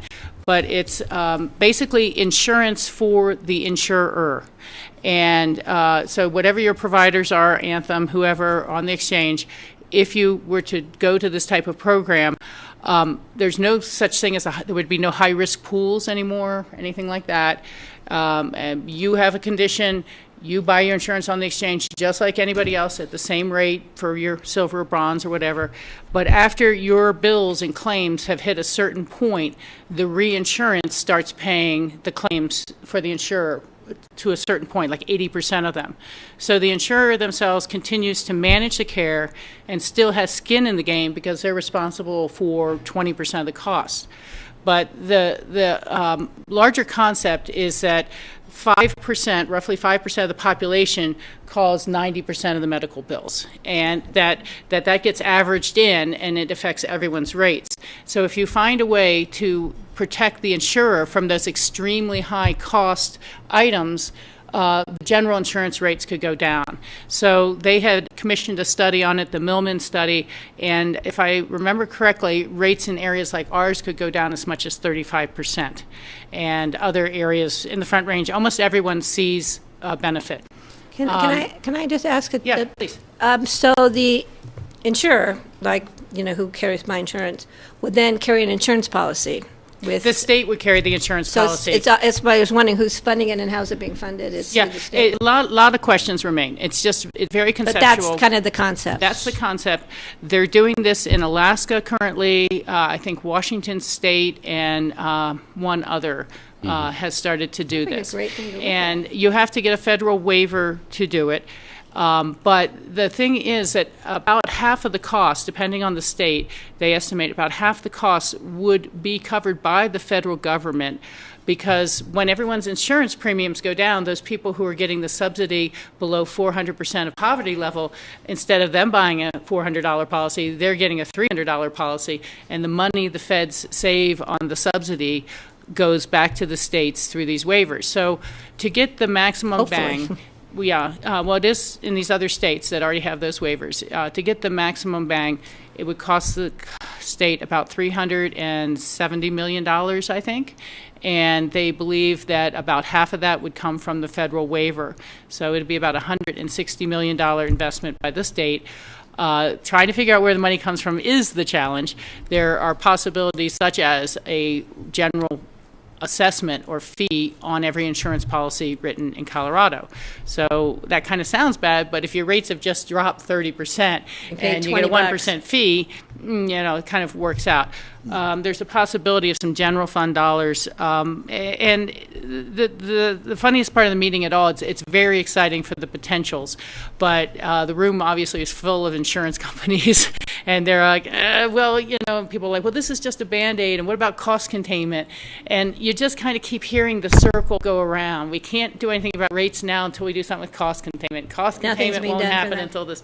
But there was a feeling that if the state is in the game because they're buying this insurance policy, they would have a lot more leverage encouraged to start working on cost containment through the hospital, so they have a real place at the table. So anyhow, I just wanted to update you that we're continuing to work on the high cost of health insurance in our regions. We are still going to go forward with the Millie Hamner and Bob Rankin's bill on one state geographic rating system, but people think reinsurance has a lot more legs and a lot more potential of passing. But it would it have to go to a vote of the No, people? it would not have to go to a vote. So can I ask keep another asking. question? Did you hear anything more about, or has anybody heard anything more about the children's health insurance program? Not that a the word. governor was trying to come up with the funding, which Yeah. was significant, but he was trying to look at a way to keep funding it through the state of Colorado. Not a word. Okay. Thanks. Okay, thanks, Rachel. Anything else? Okay, I think we can move on. I think everyone's here. Your crowd here, Lisa? Healthy Rivers and Streams Youth Water Summit presentation. All right. Need a hand to make sure, because you turned this off, Oh, it's now shoot. doing 5,000 updates. So if we can just plug in, Yeah, I think you can This. check that out. And You you- have the connection here. yeah, that In should go. theory, it should just work. In theory, I like theories.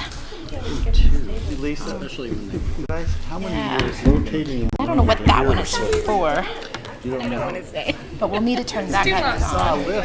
You were one of them on the list. Maybe it's on the calendar. I'm just gonna close this, unless you're expecting. Okay, so did that go? Is this you? There's a Does this couple need to be little plugged in? diggies that I could. How do you? That's a great question. There you go. No, that's the mouse. Okay, perfect. Yeah, sweet. Okay. John? It was pretty straightforward. You want to let who's ever coming up from the projector attorney's for my office? day. We're running early. Well, do you want to introduce this, or you want me to introduce this? I can introduce. Okay. Nice to see you all. You ready? All right. Good afternoon, everybody. I am Lisa McDonald with the Healthy Rivers Program, and I am joined today by Sarah Johnson with Wild Rose Education. Back earlier this year, the Healthy Rivers Board directed, with direction from the Healthy Rivers Board, Sarah developed a youth water leadership program and a youth water summit that took place this fall. Actually, the summit was held on Halloween. I was going to say, that's a Yeah, great thing. and it was such a huge success. We were blown away, and we wanted to share everything with the commissioners about the day. It was actually so successful that we have people coming to us now that want to be a part of it next year.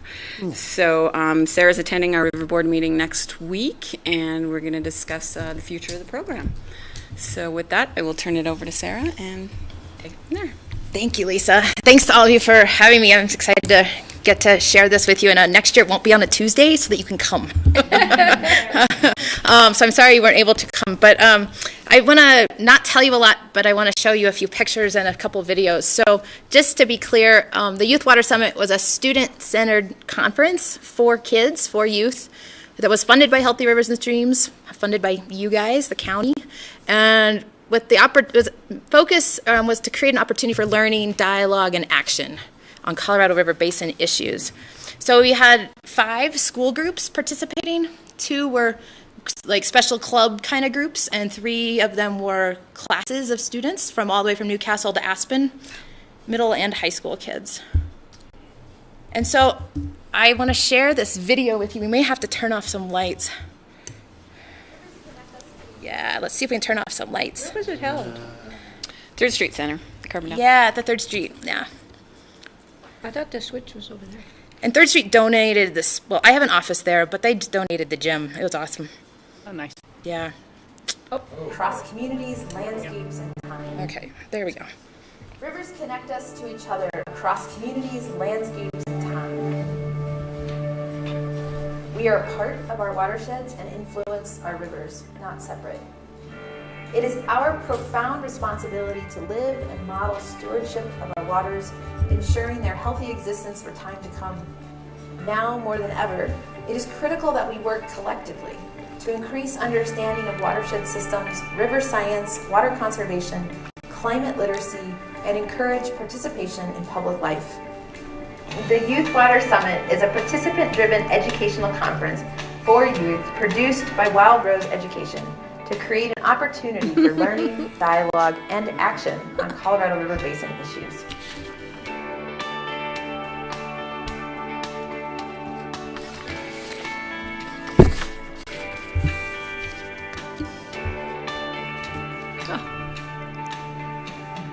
This program has incorporated lots of opportunities for students to be learning about watershed issues in the Roaring Fork watershed as well as the larger Colorado River Basin, and getting as much evidence and facts and data and understanding as they can.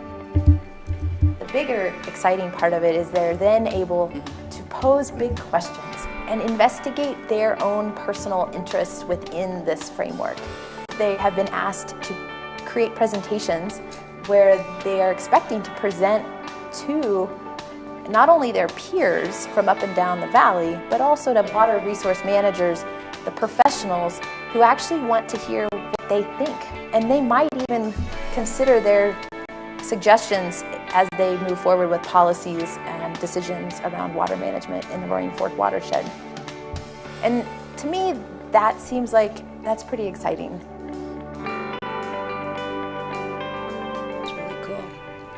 So there's only 5 schools participating now, but this is the first time ever event of this kind, where it's a mini conference where students are participating as conference participants and presenters. It's an opportunity for these students to be part of the water conversation and not just a listener.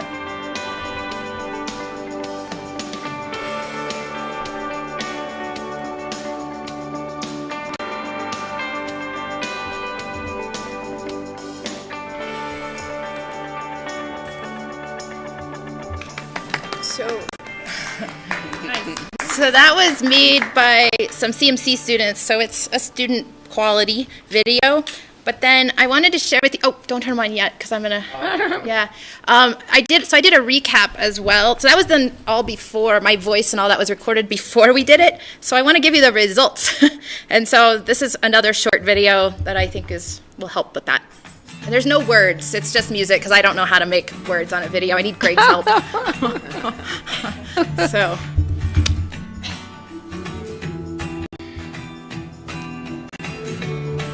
And there's lots of stars of the show that you might know, like Bill.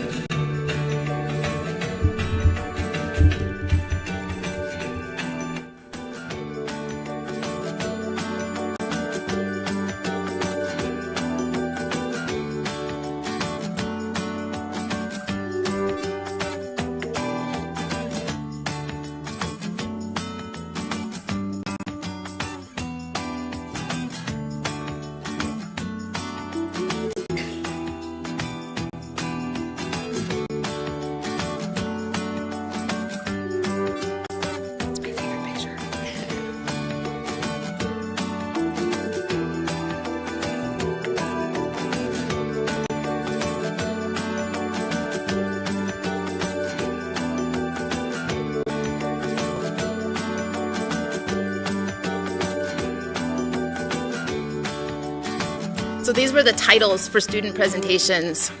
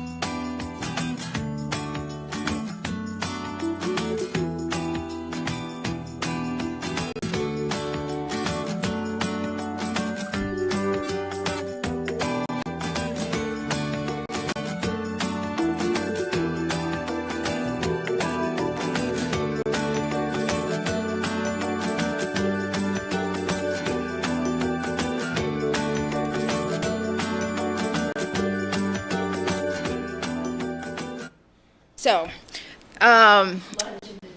yeah, so this they had to write something down as they left, and so they're kids, so you can imagine what they wrote. I just want to put these up there a little bit longer. Happiness.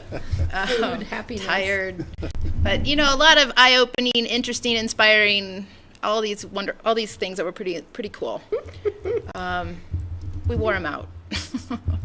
So another cool piece of it wasn't just the kids coming together, but it was also the storytelling around it. So we got kids involved with the media. So the Aspen, the KD&K's Andy Zanka Youth Empowerment Program was there, and they did interviews with the students, and then they made a couple radio stories. And then the CMC students made a couple videos, and that's the first one you saw. The second one I made, that's why it was not as perfect. But and there was a bunch of people involved. Obviously, you guys made it possible. You guys funded the whole thing. But the Third Street Center offered the space for free. The gym is typically something even tenants have to rent, and so that was cool. And then different people participated in either the program before the summit or during the summit, and so all their logos are there. And we got apples from Osage Gardens. And I think a really interesting piece of this is that this was not something I just created. The Wild Center, the logo at the top there, they're located in upstate New York, and Jen Crester is a ACES connection from 30 years ago when she worked at ACES. I worked at ACES a long time ago. So she has invented these youth climate summits, and I basically modeled this youth water summit off of the youth climate summits, and she's paying attention to this work and connecting all these different climate summits and similar programs around this country, and where we may present at a national conference together in Spokane and if we get selected. So that's pretty cool to have a connection with other programs around the country. And through this process, I was using hashtag Youth Summit or Youth Water Summit, and I came across the University of Idaho's Youth Water Summit. And just this past week, I finally got them on a video meeting, and they described what they're doing. And I'm like, we're doing the same thing. And they have all these kids coming. So we're gonna already sharing ideas of how, I'm like, how did you do this? And they're asking me how we did something else. So that's pretty cool to be able to have colleagues around the country doing similar work, because then we all can learn together. And so my last slide here is just to think about in the future, should we do this again? I want to change, there's 2018, but the bottom 5 bullets are my big points. I don't want to make it bigger, but I want to make it more effective. I think it's so many times we tend to think bigger is better, but not always. And so to do it again, I'd love to form a student advisory council to help plan and then MC the event. And maybe some of the students from Roaring Fork schools who are doing those capstone projects, I've got those faculty interested in telling students to maybe they could be some of the advisory council kids. I also would like to change the name of it to the Confluence Project and Youth Water Summit, like I did up there in the top of the slide, just because then we're kind of in sync with other places, and it's only 2 words. I also want to make it longer. It was only a half day 3-hour event, and so I want to make it longer, and so it's not as rushed, and we can have more kids participating in really engaged, authentic ways. And that means we'd have to include lunch. And then I also want to include a career fair, career spotlight, something, I'm not exactly sure what that's going to look like, but to continue to make sure the water resource professionals come and listen to the students, but also feel like they have a real investment in being there as well. So that's where I'm at, but that's questions. I'd love some questions if you have them. Patty? So Lisa, you said you've been contacted by I think this is great, yeah. and I would really like it if we could be there next year, if we can. Our schedules get a little crazy. Thinking Thursday. Yeah, well, some of our Thursdays are crazy, but we'll do what we can. But so you've had others contact to be part of this, or to have other contacting days? Sarah, so right? Yep. This happened the day before the water conference that happens in Grand Junction at Mesa State. So you saw in the pictures, Jim Pokrant was there, and some others, and they showed up the next day at this big water meeting in Grand Junction, and then immediately people were coming up to me. Lisa was there, and she was at that meeting, and people were like, great event yesterday, and I was like, what are you talking, how do you know? Yeah, and so word got out real quick, and Mara Mara from the CWCB, who does education outreach, she went out of her way to tell me that somebody should apply in the August grant cycle for the water plan money. The fact that there's people in Idaho paying attention, there's people in New York paying attention, there's some private money people that are interested. People are paying attention. There's people in Grand County that want to participate next year. So how do we evolve it here but not technically make it bigger? I mean, so we can bring in more presentations. I was really involved in a local government program that they had out of Basalt High School, and the kids would go before local elected boards and do their policy decision making. And I actually was a judge down in Denver for the statewide level. It was like this, but it was general government policy. It was really neat to see these kids, and they were really into it. Like these kids, more comfort in talking about this in public. I'm sharing ideas with my peers, sharing ideas with my elders. The Idaho group, we were talking about having teleconference, having kids from Idaho present here and our kids present at theirs, maybe even trying to do it on the same day, so that's possible. So it's kind of an evolving thing. It is I just want to evolving. make sure we don't make it too big that we lose the essence of it. I don't want it to go over 100 kids. Yeah, and I definitely think we should move it forward to support it. The only other thing I ask is when you have the list of sponsors at the bottom, add the Pitkin County logo. I know we're there where it says Pitkin County Healthy Rivers and Streams, but it would be great to have the Pitkin County logo when you have the city of Aspen. Little bottom. So it shows that, Absolutely. just so that the county doesn't get lost. Because I think everybody needs to know that we are, I'm going to speak for this board, but I can't imagine that this board as a whole is not going to support this wholeheartedly and do what we can to grow it appropriately. Greg, I think it's cool. Greg and Rachel? Congratulations. Very exciting to see that. The two thoughts that came to mind for me were, when I was on the Healthy Rivers Board, we were always trying to think, how can we expand this? And people from other counties would say, gee, we'd like to do that too. And I was thinking you may have found the key. Is there any way we can invite other kids from other schools along the western slope in the Colorado River Basin or points north and south to participate in this? Because I think this is really important stuff, and you're getting them at the right time. So I've been thinking about that a lot, and I think the answer is maybe or yes. I think it's important to know that this work you don't just put together a Youth Water Summit agenda and do an all call and expect kids to just show up. And their teachers are like, sure, we'll just come. And because I made the rule that they couldn't just come. They had to, if they came, somebody in their group had to present. Mm-hmm. Right. And That's huge. so with that, there was a lot of shepherding of teachers. We worked with some of the best teachers in this valley, who are some of the most talented teachers I know. And I worked with every single kid before they showed up, coaching them and hearing their presentation pitches, and the teachers, and some of the Newcastle kids I had on a video Skype meeting from their kitchen table after school one day, so that we could make that happen. So I guess I say all that because it's this program, the Youth Water Leadership Program, or let's call it the Confluence Project. That's all that lead time to prepare these kids. And so how do we scale that up? I think that's what the Youth Climate Summits, they've created some toolkits. Their idea is that you've got to have these relationships with people in your place, but they've created, like I said, there's like downloadable PDF toolkits of how to pull these things off. But with that said, there's also the other piece of this is there's Colorado River Watch classes at schools. And so I've also been thinking about that might be a simpler leverage point because they're already, so I'm thinking about it and we'll see.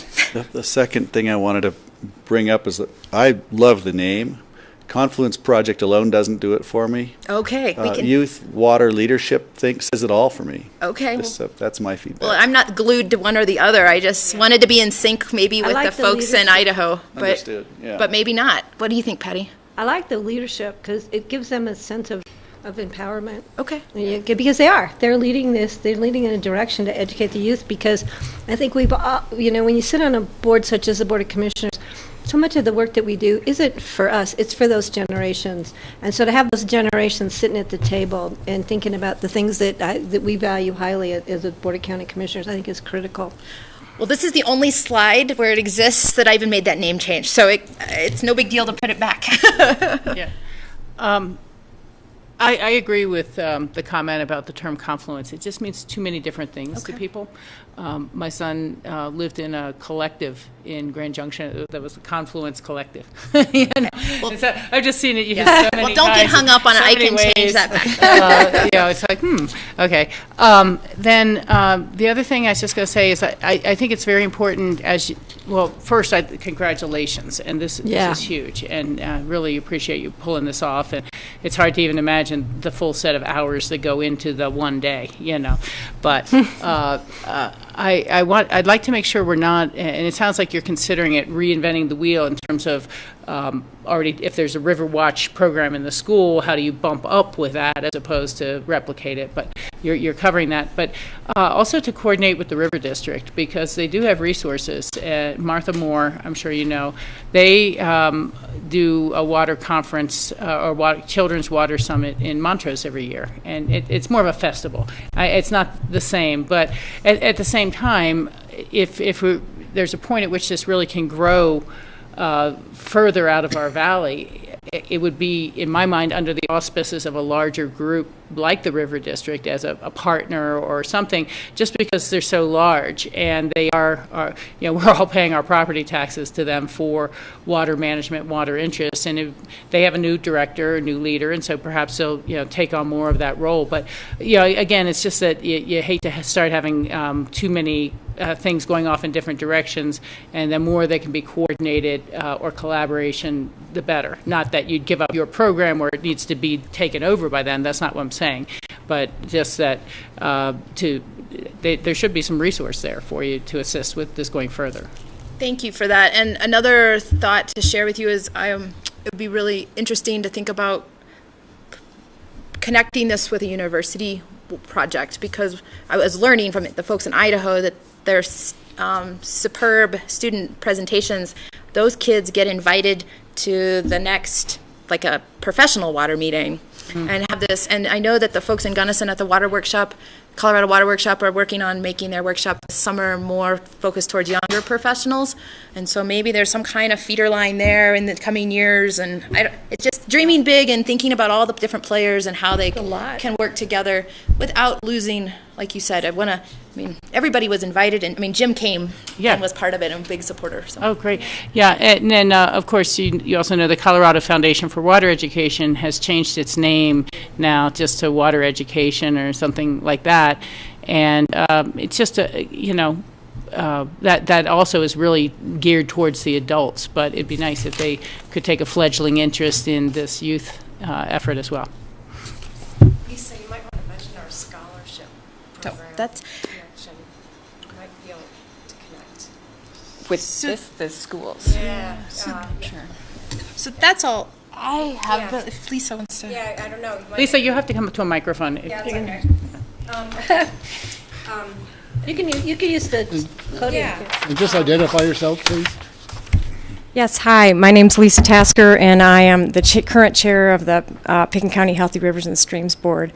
I think another just really quick comment is that we're also excited because we have started a scholarship program too, and so we're hoping to make a connection between some of this and our scholarship program. What is the scholarship program to or from or where? Who? Well, this year we had the two people who it was awarded to. And a Basalt High School student. Yep, Aspen High School and a Basalt High School student, and they won it through an essay.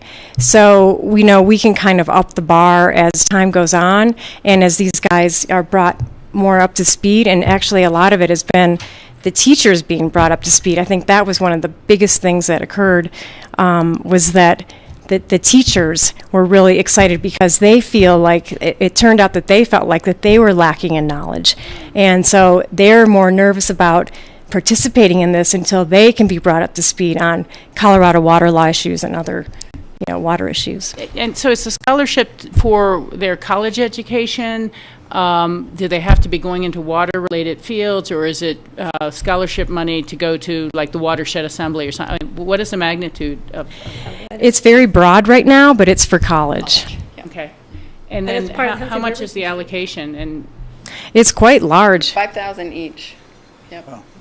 It's a big chunk of change. yeah, I was unaware of that. Yes, so, yes, right. Well, this was our first year, and Andre Wilde was the one from our board who gave the presentation to the kids. Yeah. So it's a brand new program, and that was, that was another thing that we just wanted to kind of connect the dots. And this program started from a very small idea and grew very big very quickly. So we're all very excited, and we're really excited to have shown you guys what happened today. Yeah. Personally, I could see kind of tailoring this a little more towards someone who's going into the water fields at some level in the future. But we just had a presentation with the Community Foundation about our contribution through the Healthy Community Fund to a scholarship program, and that's only $2,000. I saw that. I could have had. I was unaware that magnitude. I mean, I appreciate the cause and the effort, but. Yeah. I think we did that in an update, though, to the commissioners. Yeah, I probably was traveling. Yeah, I was just going to say, I'd like to know more about it, maybe bring it back like they did and let us know who applied and who received it. And yeah, because I don't remember that either, but it doesn't mean I didn't miss it, so. Well, anyway, we can definitely refine that in the future, but that is an idea that we're hoping to push forward, and I totally appreciate that. I would like to see kids who are really interested in going to the water field obviously receive that much money too. So thanks for the input. And I would just like to close with say thank you for the opportunity from both the Healthy Rivers and Streams Board, but also the whole county as a whole, for the opportunity to be able to bring a program like this to life for our kids right here in our community. So thank you to all of you. Yeah, no, it's Thank you for all your great work. We just want to be there next year. Do it again. Okay. Okay, great. Thank you very much.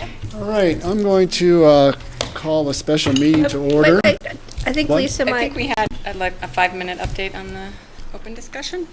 What? Oh, I didn't have that on the agenda, but I think Lisa had an open discussion item that would come forward. We went through open discussions. We were running ahead. Okay. Yeah. But now we're really at 2:45. Oh, okay. Do we have time or not? Or we can come back? No, No, because we time. won't be back. What are we doing? I'll let, I'm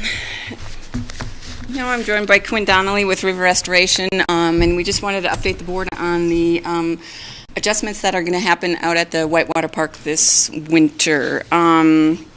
We've had a full season of use, and we've held some public input sessions. We've done some online surveys, and we have requirements pursuant to our adaptive management plan with CPW and the Army Corps. So we are working with River Restoration to develop a plan to start those adjustments, in-channel adjustments out at the Whitewater Park. We expect to begin the in-channel work shortly, and once we receive the okay from the Army Corps of Engineers. We've notified and worked with the town of Basalt, the police department, the fire department, our neighbors, Real America, Harry Teague Building, just so they're aware of, the in-channel work that's going to happen down there in the river. Pat Bingham is going to develop a process of getting approval from the Army Corps of Engineers now. The work is covered under the permit, which is good through 2021, maintenance of the project. But we do have to get approval through them. They have to send it out to CPW for comment and whatnot. So we're going through that process now. The contractor's preparing to do the work. So as soon as we get approval from the Corps, he'll be there in the river and get the work done. Hope to be started in a couple weeks here, and then the deadline to be done is March 15th for the rainbow spawning period. We don't think it's going to take that long, just a couple weeks worth of work once it gets started, but we are telling folks March 15th just to kind of as a worst case scenario. So as Lisa said, all the access will be from the Emma Road side. We actually left a maintenance path there, anticipating maybe future work, so we're not going to have to cut down any additional riparian area. He'll be able to come right through the path that's already there that we also left for first responders to be able to access the river from that side. We're not anticipating the need for a cofferdam or a diversion, so it will not be anywhere near the scale of the original project. You know, he's going to be in the river. His equipment will be prepared properly, and then he'll be basically moving boulders around from what's already there, and then adding a little bit of additional rock where needed. As you guys know, the rivers are just a dynamic environment, so we're trying to, you know, make small improvements to the project to make sure that it meets the needs of everybody. We feel like the waves function well, and a lot of people use the park over the summer. You know, like I said, not just the river users, but folks just wanted to get down closer to the river, and it was a good opportunity for that. And so we're hoping these planned tweaks will, you know, just continue to make improvements to the project, and will improve folks' positive, you know, mainly positive experience that they had in 2017. And I didn't bring it with me, but if anybody's interested, I could send out a copy of the memo that we provided to the Corps, kind of describing why we're making the tweaks in our engineering analysis on demonstrating that the improvements will do what we need them to do, and plans for what we're going to do. If you guys want more detail, let me know, and I can send those to Lisa and forward them on to the board. And then I'll take any questions anybody has about the project to date, or what we're going to be doing this winter. Great, sure. I would love to see just the graphics, you know, how the design's changing. It sounds like you said when you're lowering, does that mean you're moving things downstream, the rocks on the wing, the left wing, or are you lowering the actual elevation of the rock?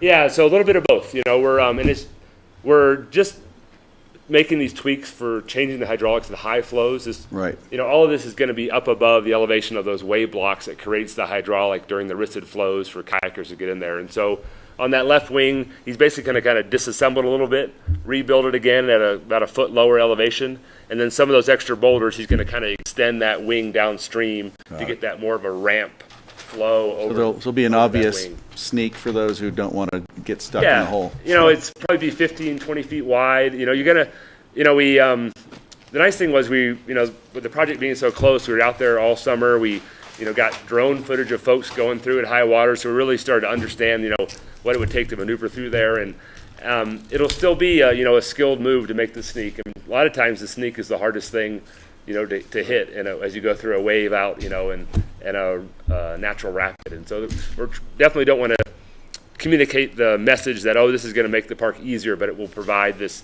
consistent path for folks that don't want to go through the main hydraulic. They'll be able to go through this path on the side. Do you think that'll satisfy? I know that I had some comments from people. Yeah. They were ducky users, and the ducky's just not as maneuverable, and they got stuck a couple times and had, you know, some really terrifying stories to relate. And I'm sure you got them in your feedback. We did.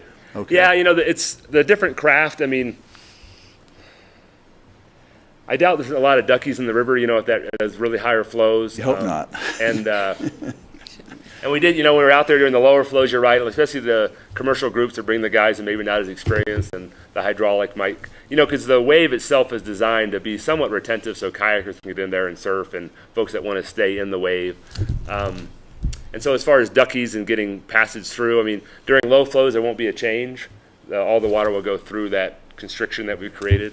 During high flows, you know, if they know it's there and they're anticipating, they stay on river left as they're coming around that bend upstream of the project, then I don't see a problem with them making that. Great. Okay, great. As long as they all flesh out at the end of the day.